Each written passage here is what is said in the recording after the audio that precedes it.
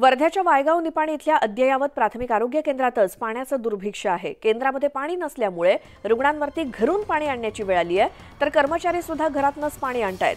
कुटुंब शस्त्रक्रिया तसंच इतर शस्त्रक्रिया आणि रुग्ण भरती सेवा पाण्याअभावी बंद आहेत। या प्राथमिक आरोग्य केंद्रावरती 13 गावांचा भार असून या गंभीर प्रश्नाकडे आरोग्य आणि जिल्हा परिषद प्रशासनच दुर्लक्ष करत असल्याचा आरोप होतोय।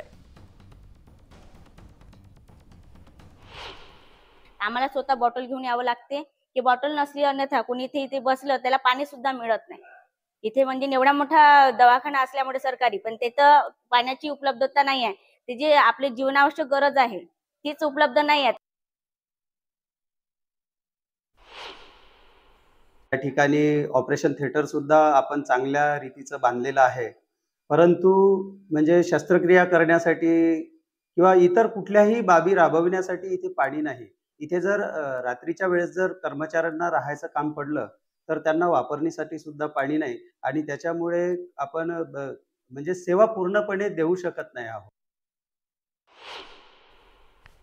विशेष बाब म्हणून प्रशासनाने आपल्या प्राथमिक आरोग्य केंद्राच्या प्रिमायसेसमध्येच जर नवीन विहिरीला मंजुरी दिली तर ते सर्वात मला वाटतं योग्य ठरेल व तेच प्रशासनाने करावं। या कामी स्थानिक नागरिकांना प्रशासनाने मदत करावी ही विनंती। तर दुसरीकडे नांदेड जिल्ह्यात